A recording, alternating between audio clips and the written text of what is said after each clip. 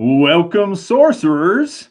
Today we're going to be talking about the occult and all kinds of voodoo dolls and I don't know, lots of different stuff that, uh, we're going to need some experts and people that or maybe have a lot more experience with this sort of thing.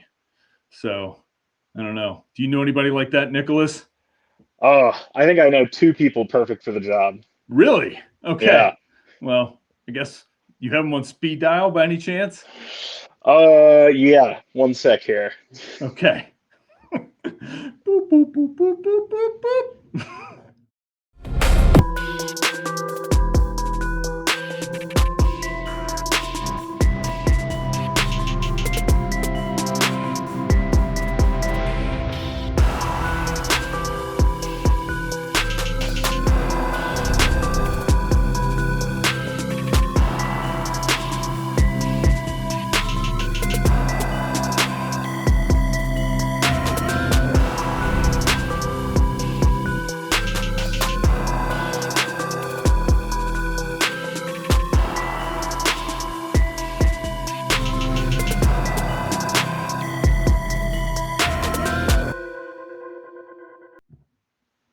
Wow. I feel like in such good hands. They bear such a striking resemblance to the two of us.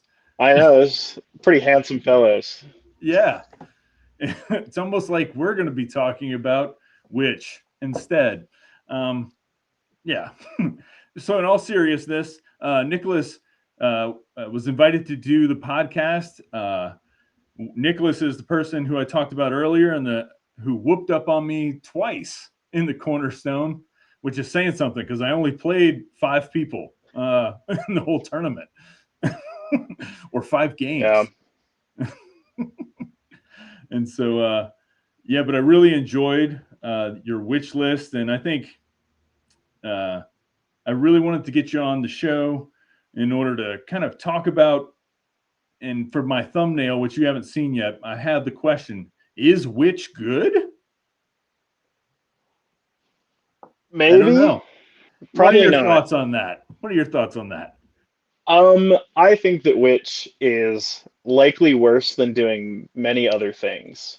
But it is a ton of fun, and you get to do some stuff that no other avatar in the game gets to do. And you get to mess with your opponent and, make their spells cost more.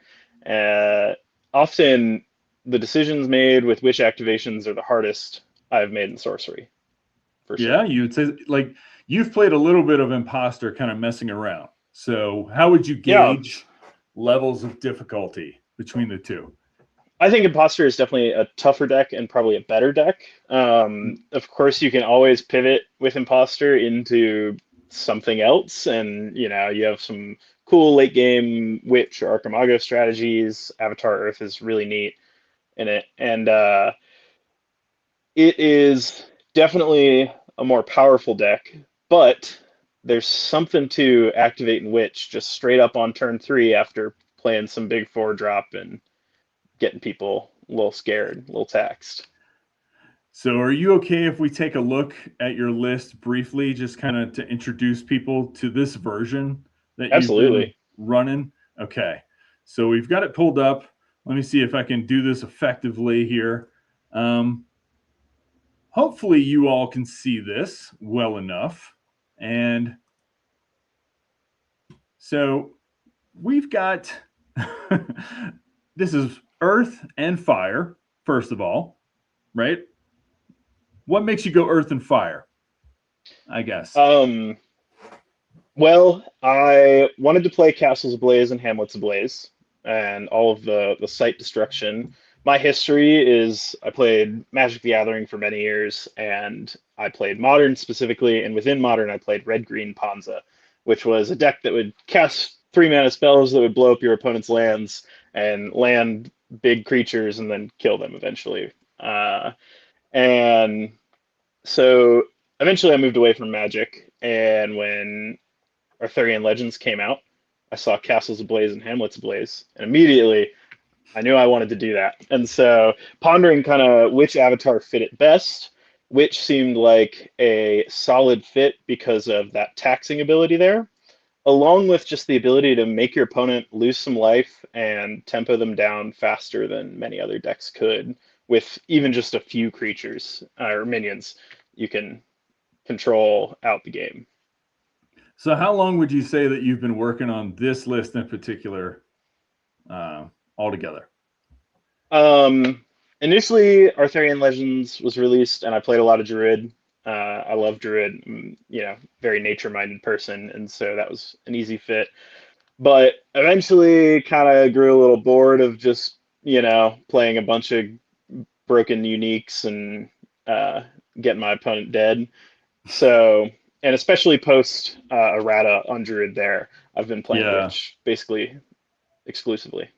Okay, so the errata, I'm new to the game, so the errata happened, I think, before I came into Sorcery. I That think was so. Yeah. right in the beginning of Gothic. Was that accurate? Pretty soon after. Yeah. If not even a little before. I don't remember exactly. Because But they didn't want Necromancer to just be pointless. Is that what yeah. the? Yeah, and Tawny just coming back forever and ever. It felt a little bad, your druid's supposed to care for his little bird friend, and you're just like killing it over and over. Yeah, yeah. Who's the So real Necromancer? I know, yeah. So here's a question, a broad question for anybody who's looking to get into Sorcery and sees Witch, whether or not it's the Severin Pinot art or the Frank Frazetta art, and they're just drawn to it for some reason. What is the argument for Witch, and what is the argument against Witch?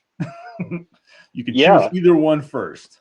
absolutely. So if we look at Witch's ability, it is one of the few avatars in the game that has a modal ability where you get to choose one of three things when you activate that second tap ability there.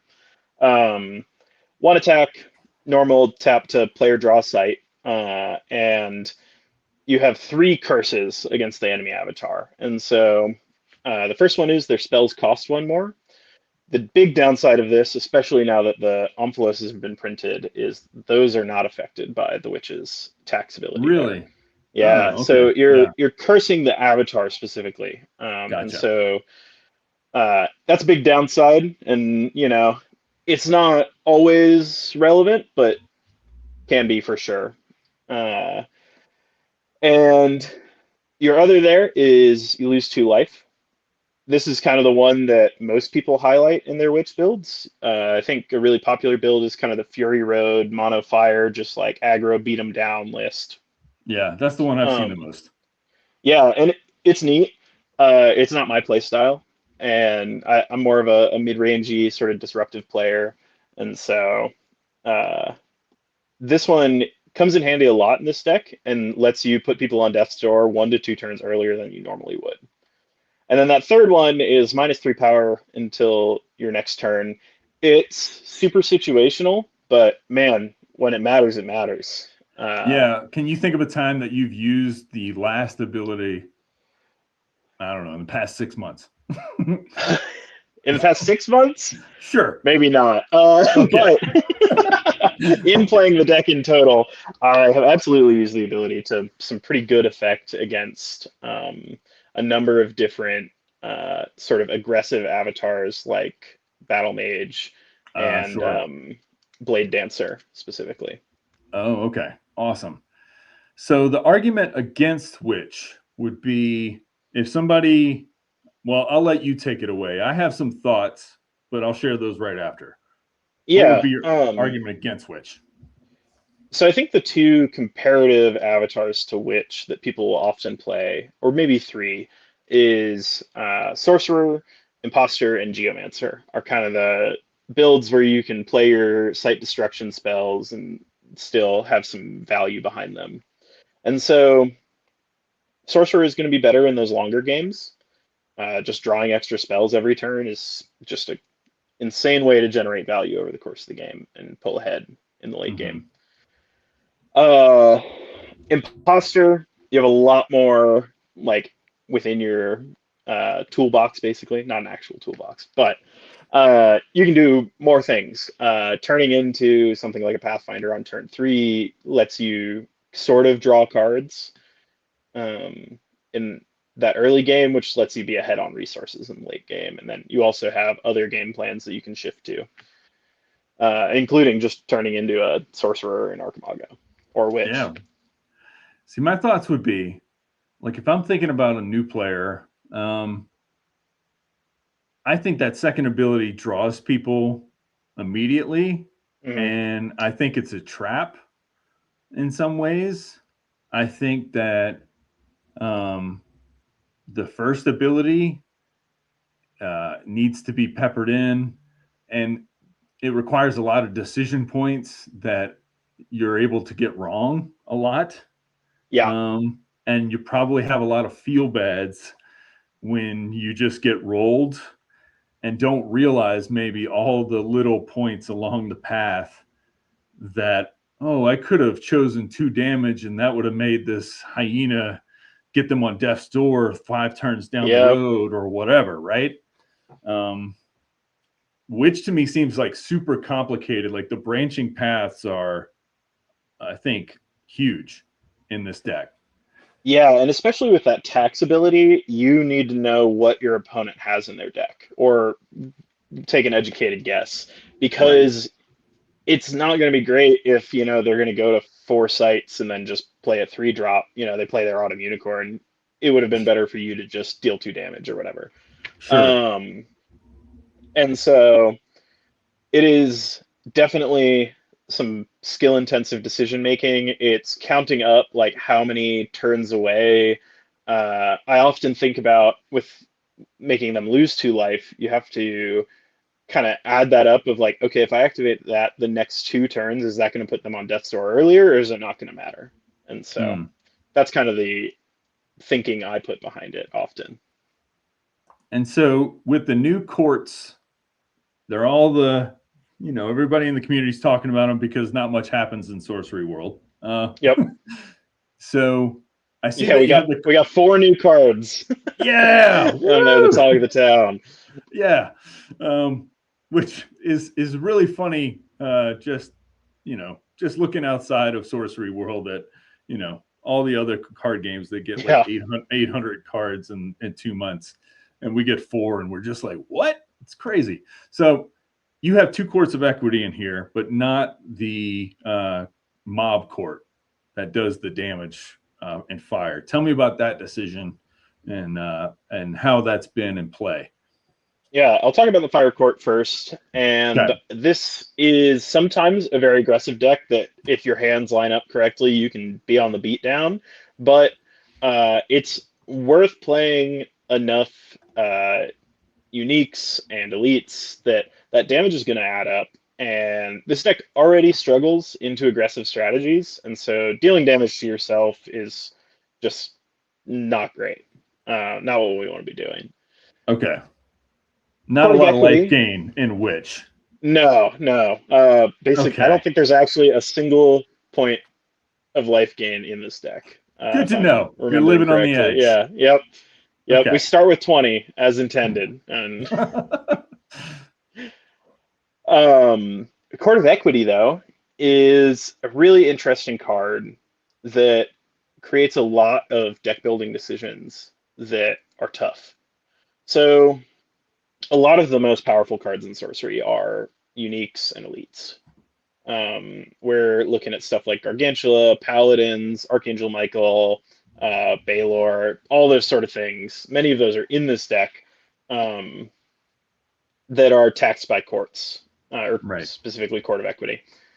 And so you have to cut some number of those to make it so that you're not going to end up just taxing yourself more than your opponent on certain hands. So I think a lot of people look at Court of Equity and they immediately think that it's pretty bad because it's, for both players and you want to play these powerful uniques. But I think that when you're playing Court of Equity, you get to decide when it hits um, the field. And so if I'm, sitting on a Gargantula, I'm gonna play that on 4, and then on 5 I'll probably play my core. Okay. So you hold them back a little bit, Yeah, depending on depending the on the hand. hand. Yeah. And then some hands you just like play it, turn 2 or 3 or even turn 1, and you're just, taxing your opponent, hoping that their hand has some early plays they were hoping to make that are unique. I specifically look at cards like Sister Stephania or Mover of Mountains or the Saint of Redemption, Mm-hmm. where there's these 2-cost sort of situational uniques, and they're pretty powerful when they're powerful, and sometimes they kind of just don't do much. Your opponent's deck, and many people are playing Earthfire right now, might have those cards, and if you play a Court of Equity, it makes that a pretty bad card. Paying 4 mana for your Saint of Redemption doesn't feel great. Right. I think that's combined with you're paying 4 mana for it, and your sites are getting destroyed. And so you're going to be behind on tempo, your spells cost more, you're getting taxed by the witch's ability, and it's a really disruptive mana strategy that isn't really common in sorcery. I think a lot of people are pretty used to kind of enacting their game plan, playing their cards on curve, and doing that sort of thing, while this makes your opponent have to really think hard about what they're going to do each turn. And so we're running the full maximum of Castles Ablaze Mm-hmm. and not quite the maximum of Hamlets Ablaze. We're running 3 instead of 4. We are running 4. 1 is in the collection for our toolbox Okay. there. Okay. Yeah. Okay. Yep. It's an interesting decision.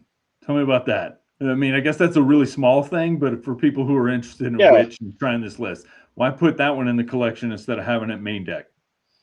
So Castles Ablaze, we're playing the max of those because there's just so many elite and unique sites that are game changing that you just got to get rid of sometimes. I'm thinking about, City of Souls or other such like Manusar Sanctuary, those kind of things that you just Sure. want to get rid of. Yeah. Hamlets Ablaze, though, sometimes your opponent is already on the back foot when you have a toolbox. If you've already played 1 or 2 site destruction spells, playing like a third is going to be pretty backbreaking. And so, kind of crunched the numbers on how many I want to draw in a game, and with those and the 2 raises that are down there, that's Oh, kind of sure. where my number wants to be. And Yeah, so we I had haven't room even in looked the at the spells yet. Okay. yeah. Yeah. And so, yeah, that was kind of my thinking. And we're not playing Salt the Earth because it's a unique, and at 6 mana, it's It's just too tough if you have expensive. court. Yeah. While Sow the Earth is such a powerful effect that I think it's worth it even at 6 mana. I've cast it for 6 and felt super happy at times. So, what card is like the 60th card in this deck that's always on the teetering edge of chopping or putting back in? Or Yeah. is yeah.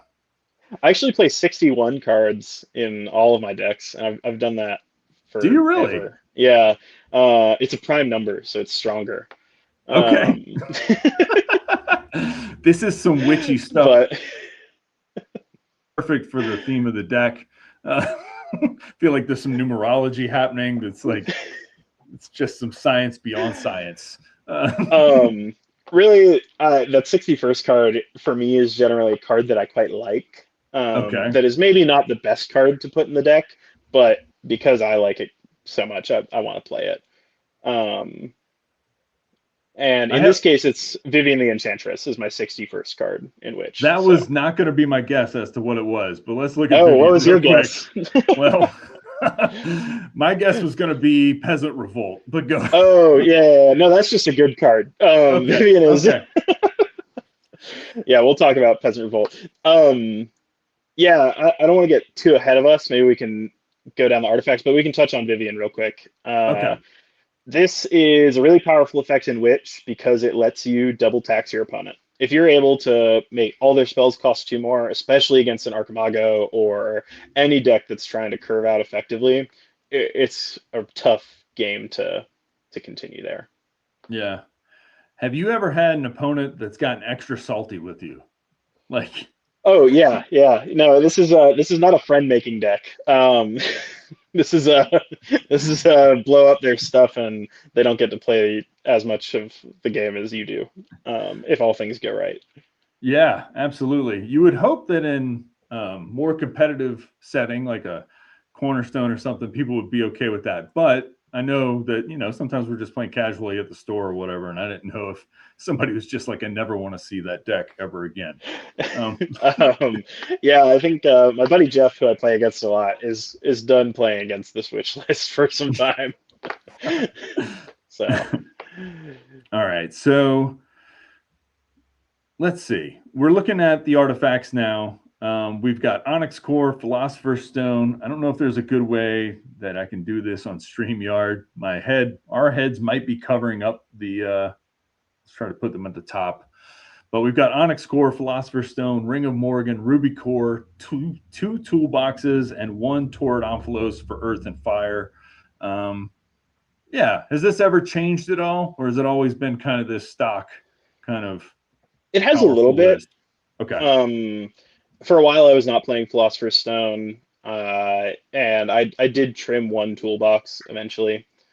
Uh, the idea behind your cores and stones is you want to activate Witch as soon as possible once you reach kind of that top mana curve that you want to be at. And so drawing these acceleration spells, along with cards like Landmass or Sow the Earth, lets you activate Witch 1 to 2 turns sooner sometimes. And that can be all the difference of tempoing your opponent out or just kind of dirtling and they get more value than you. Very Ponza-like Yeah. mentality, right? Yep.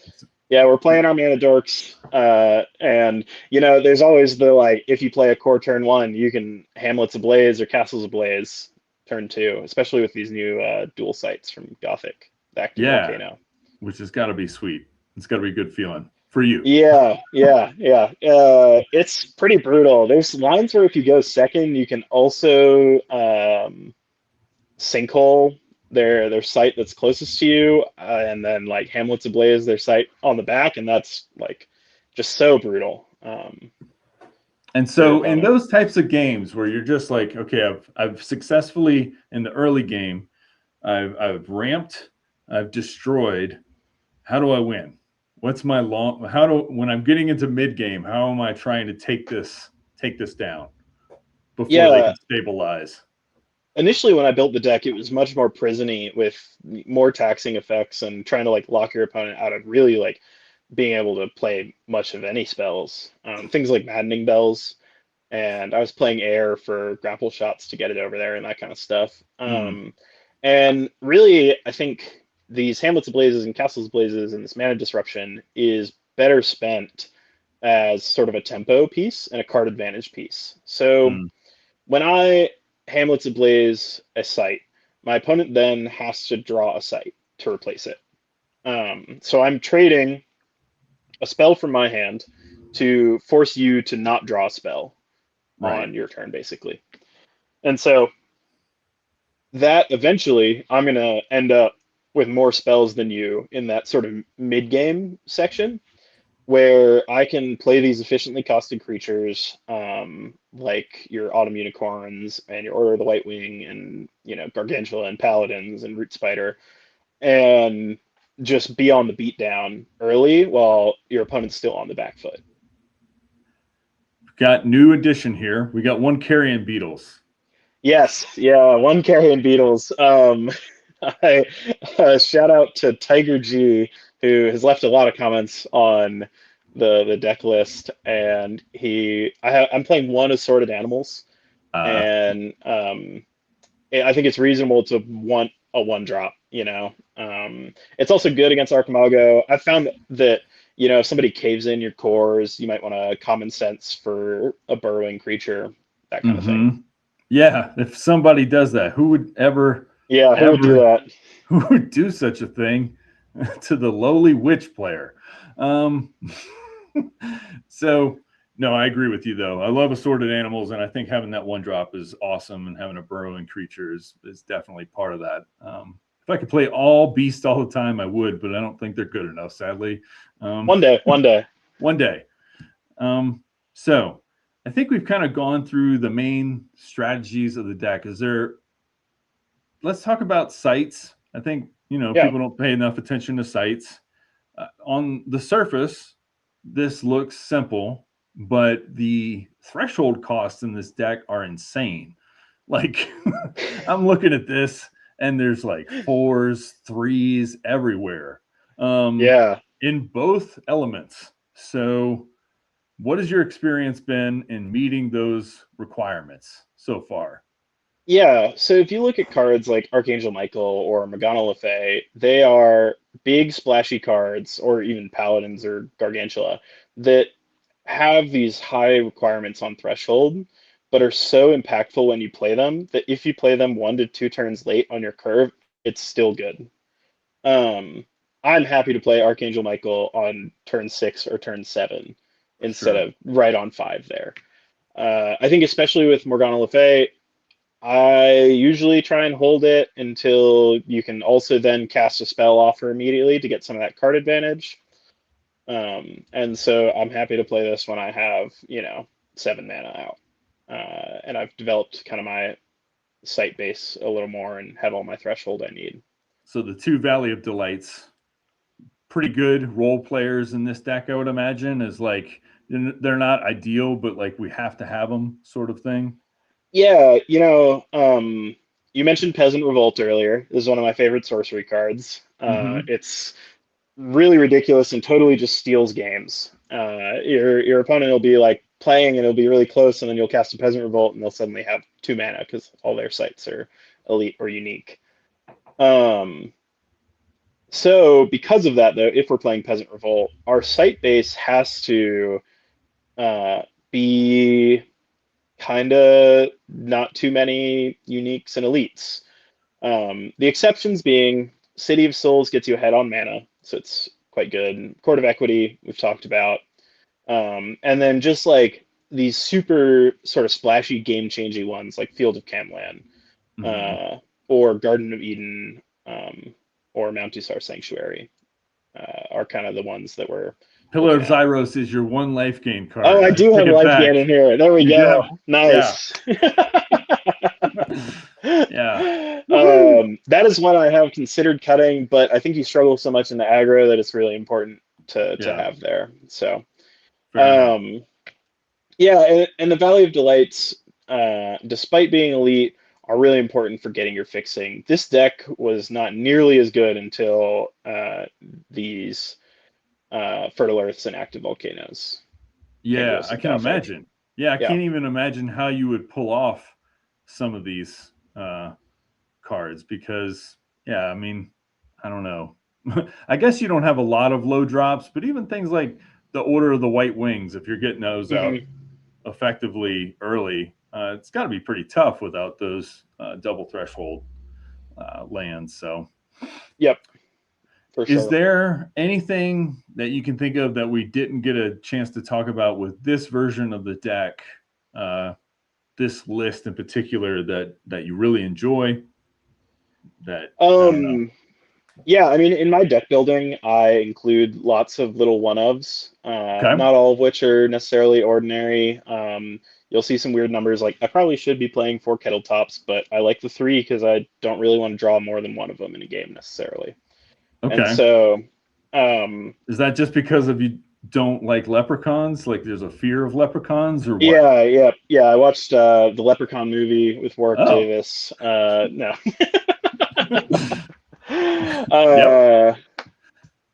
No, it's you don't actually want that many sites in this deck. You have all these mana accelerants in your spell book that you want to be drawing spells to try and get these cores early game and that kind of thing. So getting 1 Kettle Top is great because you can trade it into something or chump something, get an extra site, and turn that spell book draw into a site draw when you need it. But seeing 2 to 3 of them can be, not super conducive to your game plan.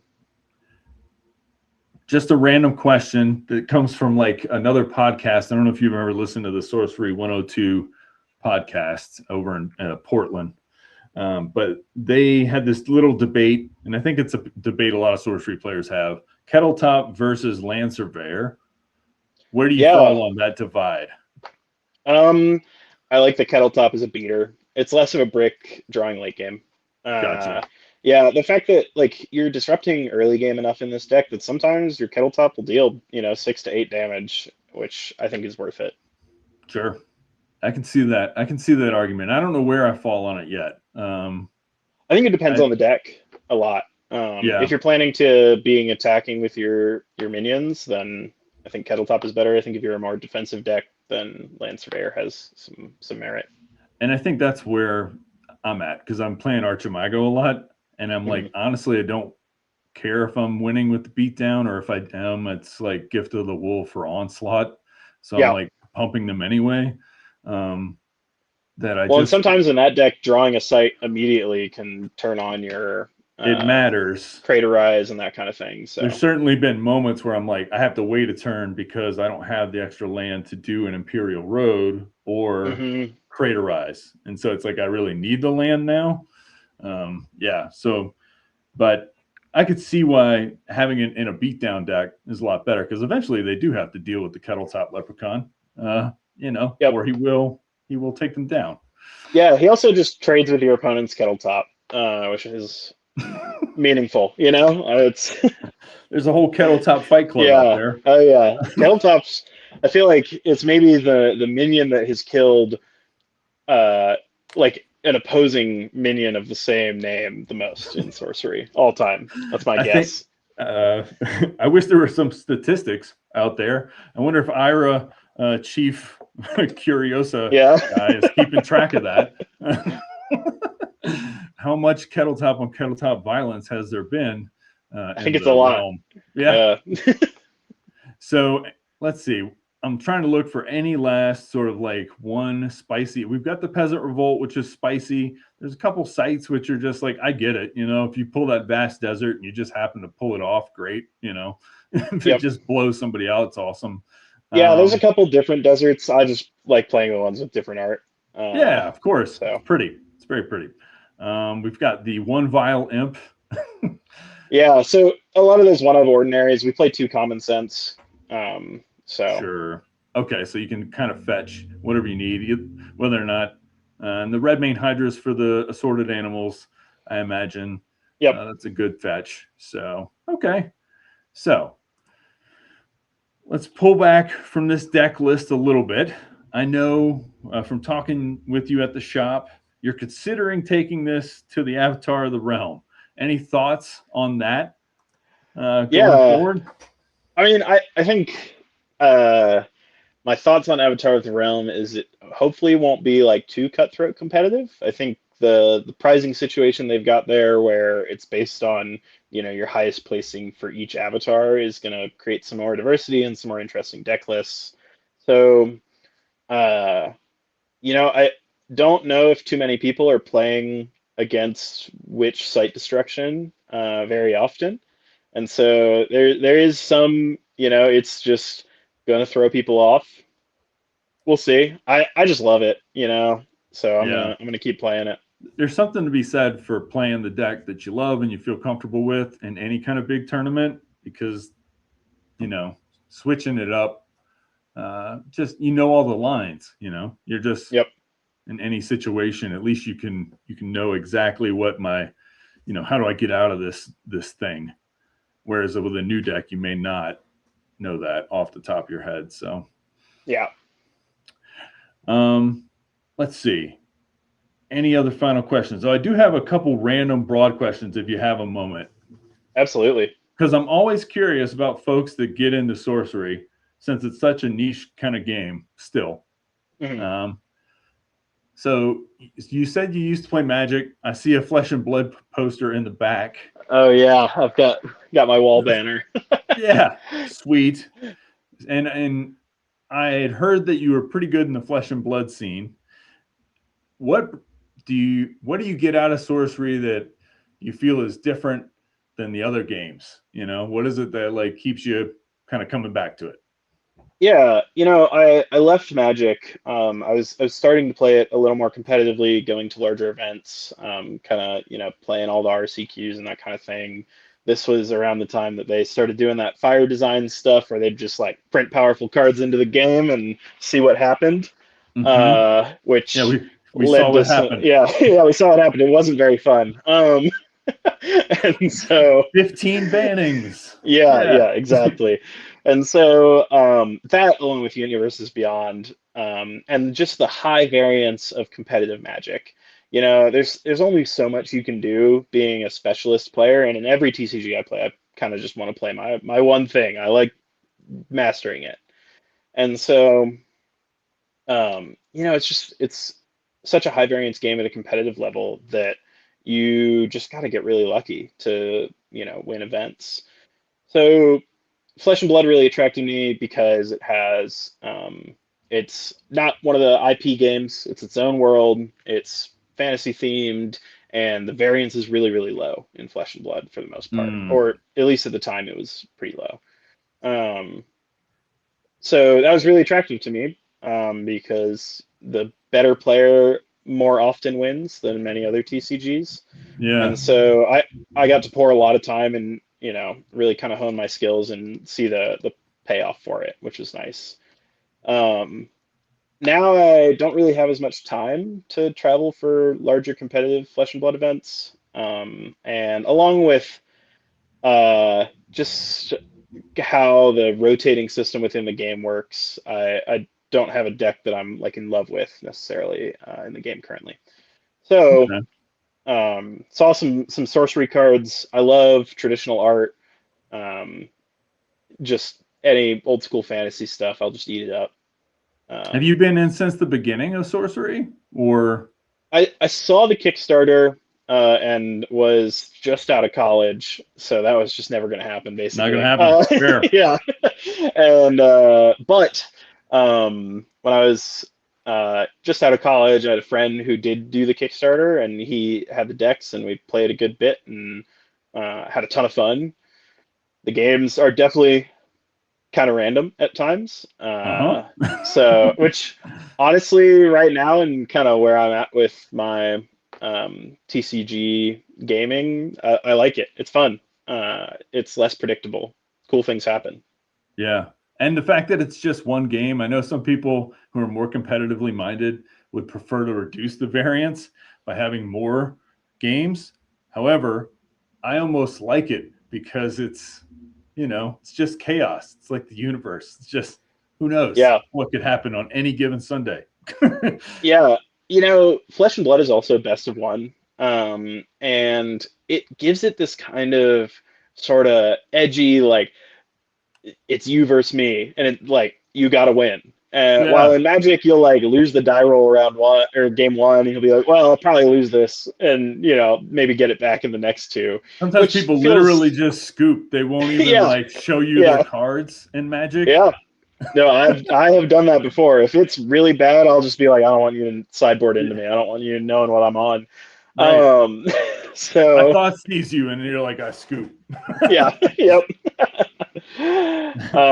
Yeah, yeah. So I Hmm. I like the best of one. It feels very all in. You have to play to the best of your ability and do the best you can in any given game. Okay. Well, awesome. So that thing comes up November. Any Yeah, other events for I mean, there's not a lot, right? But there's some SCG con stuff. Any other events you plan on going to, or just gonna keep it low key until then?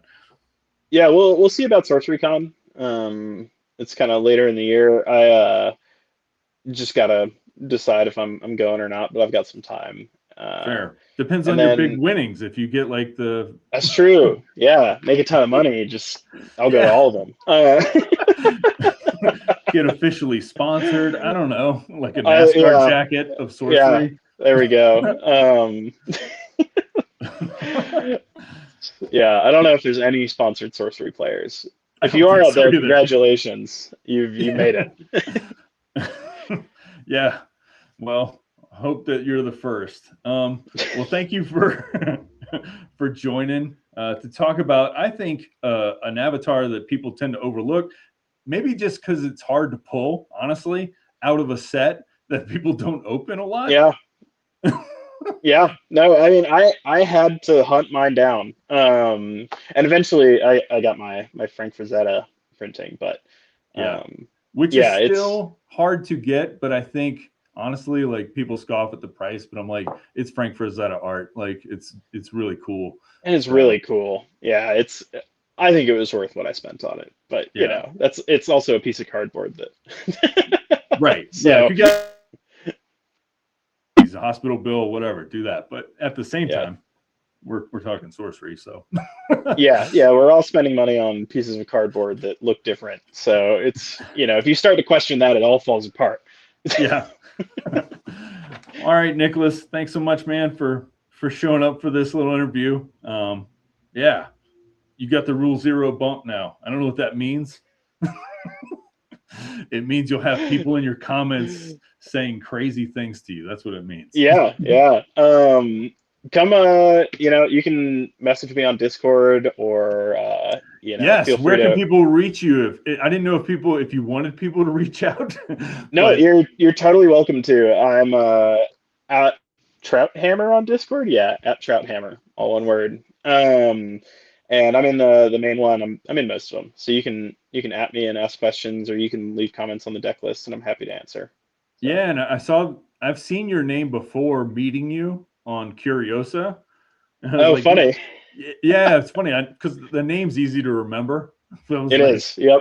and the deck titles are usually pretty imaginative. So it was like this deck was revealed to me in a dream was a great one for Yes. this witch deck. Yeah, which is actually how I generally deck build. I'll have these. I'll play a bunch of sorcery that day, and then somewhere in the middle of the night, I'll just wake up and Okay. I'll actually dream of more sorcery games that don't actually exist, and so yeah, prophetic with my deck list creation. I feel like I'm really not doing my job. We're not getting into any of that, but we'll save that for next time. So that sounds amazing, though. Actually, I'm kind of jealous. I'm going to start journaling and doing some Carl Jung type stuff with There my you deck go. list now. If you Awesome. lucid dream that you top eight, I think you just always do. So Really? no, Okay. Well, no, you've heard it no, here. not at all. You've heard it here first, folks.